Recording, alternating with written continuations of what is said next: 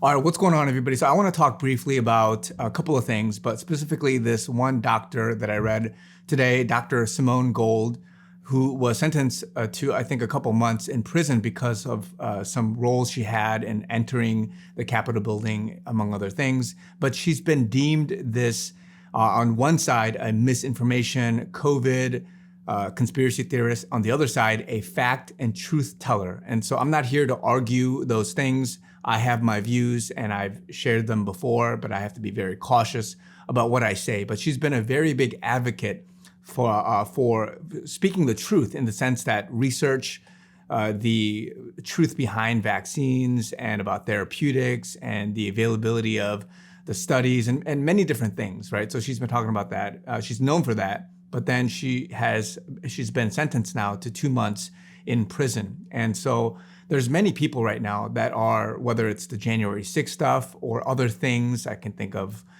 convictions. I could think of people like General Flynn, who was pardoned, but then had pled guilty before, and all these different things, right?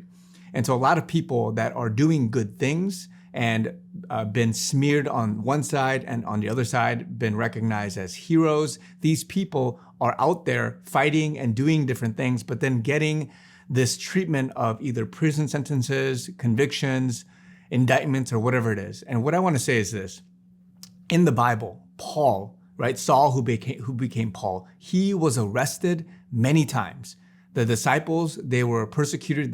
They were even arrested many times. And the Bible talks about that. And a lot of people, what they do, if you had seen them and if you witnessed their ministry, a lot of people, what they would do actually is to look at them and say, hey, Paul, what are you doing, bro? You've already been arrested once or twice. Why are you going back out there in the town square and preaching that message? Dude, you know that you're going to get arrested. Like, you're being stupid and you're being dumb. And a lot of people would judge Paul. A lot of people would say, oh man, just because he was arrested, I can't listen to that guy. Just because he did some quote unquote criminal acts, I just can't stand that guy. And so a lot of people, if you were to actually be there, humanize it a little bit and look at the guy, you would look at him and say, wow, what a disgrace. What a disgraced man who's just spreading misinformation, talking about some gospel, some Jesus, and doing all these different things, right? And so the perspective you have of that person will dictate your judgment and your viewpoint, your purview, whatever it is. But we all know, right, what Paul was doing. We all know that he was preaching to the Gentiles and he was speaking the truth, if you believe the Bible, like I believe. And so I believe that Paul and the disciples, they were doing God's will, even though they were being arrested, persecuted, tortured, and all these different things. And so I'm here to say, and again, I'm not going to speak to Simone Gold and General Flynn or whoever, January 6 people, whatever it is. What I'm saying is this. Revelations 13 talks about how the beast will have some authority to war over the saints. And so whether it's now or in the future, there's going to be a time, and there is a time now, as we've seen evidence. And even going back to the Crusades or whatever it is, the times in the ancient times back in Europe and all these other time periods after Christ came, you would know that Christians were persecuted. A lot of people were thrown in prison and a lot of things were happening, but people had misjudged. They had looked at somebody and said, oh, I'm going to write that guy off. I'm going to write this girl off, whatever it is. But God knows what that person's doing. God knows the true intent of that person's heart, despite the outcome and the public view and the disgracement in some people's viewpoint, the smearing, whatever it is that they have, they are, in the eyes of God, doing good things. And so again, I'm not speaking to these people. What I'm saying is what came to my mind